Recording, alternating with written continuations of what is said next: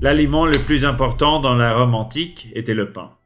Vers le IIe siècle avant Jésus-Christ, il a progressivement remplacé le pulse, une bouillie de céréales ressemblant au gruau moderne et fabriquée à partir de différentes céréales.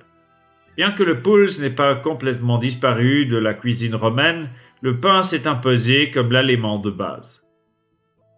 À la fin de cette vidéo, nous ferons un pain romain et pour rester le plus authentique possible, nous nous inspirerons de quelques miches de pain carbonisées trouvées dans les ruines de Herculanum, une ville antique du golfe de Naples.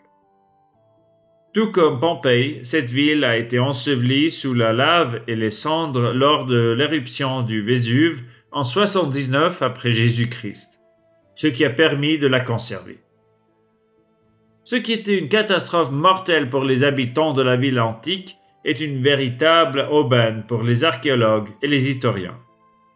Une miche de pain retrouvée dans l'une des maisons les plus riches de Herculanum, la maison des serfs, nous donne un aperçu intéressant de la culture boulangère romaine.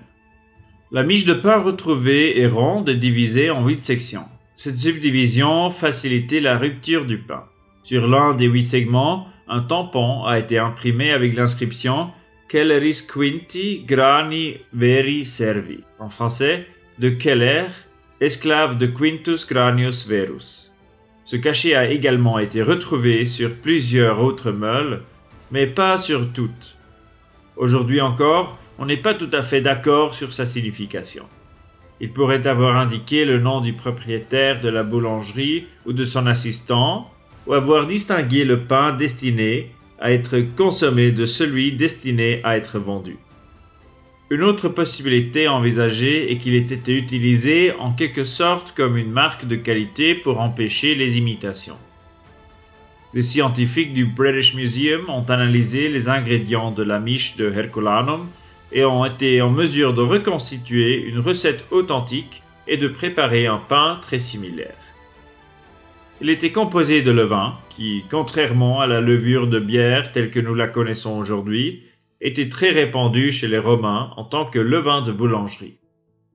C'est Pline qui nous apprend que le levain est fabriqué à partir de la farine elle-même, pétrie avant d'être salée, puis réduite en une sorte de bouillie que l'on laisse reposer jusqu'à ce qu'elle commence à devenir acide. Nous savons aujourd'hui que lors de ce processus, des bactéries lactiques et des levures font fermenter la pâte et forment ainsi un levain. Même si les boulangers romains ne savaient pas ce qui se passait, ils savaient très bien qu'ils devaient conserver une partie de la pâte qu'ils avaient fabriquée. Le lendemain, ils pouvaient alors pétrir la partie conservée dans une nouvelle charge de pâte et continuer ainsi à faire du levain. Dans les villes, l'approvisionnement en pain avait également une grande importance politique, car la plupart des gens dépendaient de cette source de nourriture. C'est pourquoi le prix du pain était réglementé et subventionné.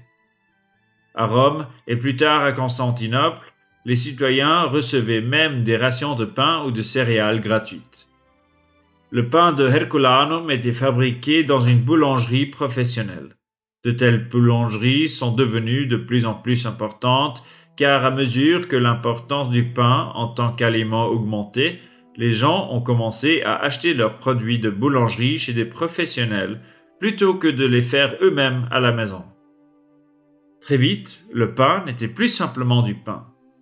L'historien Andreas Kutzfeld rapporte que les recettes sont devenues de plus en plus sophistiquées et qu'un grand choix de littérature sur la boulangerie a assez rapidement vu le jour, dont seule une petite partie a malheureusement été conservée. En conséquence, il existait de nombreuses variations de pain. Le pain à base de farine blanche fine de blé était le plus cher, tandis que le pain plus foncé et plus grossier, composé d'autres grains, était considéré comme plus nourrissant. On utilisait non seulement différentes sortes de céréales, mais on y ajoutait également de nombreux autres ingrédients tels que des huiles, des olives ou des herbes. Le pain trouvé à Herculanum ne contient pas de tels additifs. Pour faire un pain similaire, il faut d'abord préparer un levain.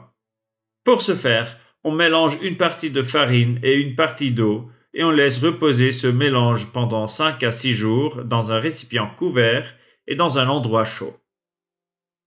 Lorsque le levain dégage une légère odeur acidulée et que de toutes petites bulles se forment, il est mûr.